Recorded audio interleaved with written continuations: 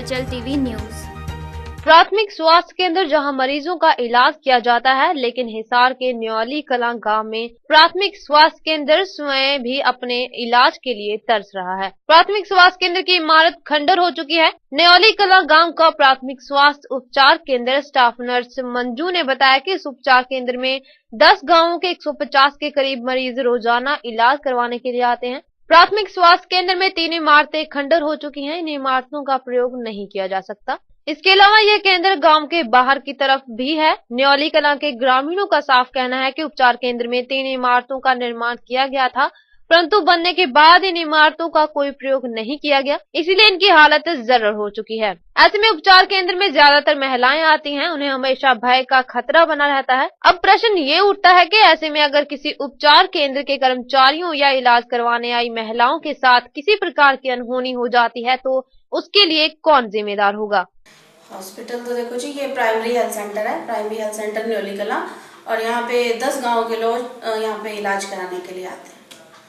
और आसपास के 1-2 गांव और भी हैं जिनको अपना मतलब उनका सेंटर उनसे दूर पड़ता है, वो भी यहीं पे आते हैं। लेकिन खंडर इमारतें हैं हमारे यहाँ पे, 3 इमारतें हैं जो मतलब खंडर ही है एक तरह से, वहाँ पे कोई रहता नहीं है, तो क्योंकि वो रहने के लायक ही नहीं है। इसलिए अगर गवर्नमेंट अगर उसको बनवाती है अच्छे से रिपेयर करे, उसमें मेजर रिपेयर होने के वो हैं, अगर उसको रिपेयर कराती है और यहाँ पे लोग रहते हैं तो उससे अच्छी तो कोई चीज हो ही नहीं सकती। ऐसा हम लोगों को रात को ये प्रॉब्लम आती है कि एक तो बिल्कुल बाहर की तरफ हो गया अस्पताल, गलत है। हम लोगों को इनकी वजह से कई बार परेशानी आती है। ये तो एक चौकीदार होता है रात को तो हम लोग सेफ्टी महसूस करते हैं, अदरवाइज चौकीदार ही ना हो तो फिर हम लोगों को तो एक फीमेल स्टाफ को तो देखो ये चीज प्रॉब्लम आती है। सुविधाएं नाम की यहाँ कोई चीज नहीं है, डॉक्टर यहाँ अवेलेबल नहीं है। जो बिल्डिंग बनी हुई है, करोड़ों रुपए से बिल्डिंग तैयार हुई थी, आज तक मैं इसी गांव का सामान्य नागरिक हूँ, आज तक किसी डॉक्टर ने इसके पर बिस्तर नहीं रखा है। ये बिल्डिंग प्राय नाम से खंडर हो चुकी है बिल्कुल। इधर देखिए आप, ये जो सर्वेंट क्वार्टर है, इस सर्वेंट क्वार्टर में रात के टाइम शराबी जवारी और वो जितने नशेड़ी लोग यहाँ शराब पीते हैं। यहाँ हॉस्पिटल के अंदर खासकर डिलीवरी केस ज्यादा होते हैं, महिलाओं का काम है। रात को यहाँ सिक्योरिटी के नाम पर प्राय नाम की कोई चीज नहीं है, इसलिए लोगों को परेशानी है।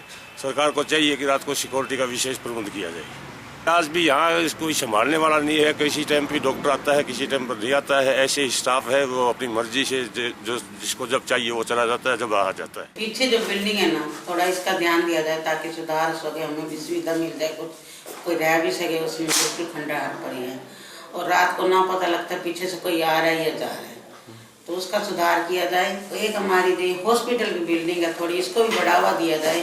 कई बार पेशेंट डिलीवरी के लगभग 7-8 रात को आ जाए तो बहुत दिक्कत होती है पेशेंट को लिटाने में, तो थोड़ा बिल्डिंग को बढ़ावा दिया जाए, थोड़ी बढ़ाई जाए आगे और, ताकि स्टाफ को भी सुविधा मिले, पेशेंट को भी सुविधा मिले।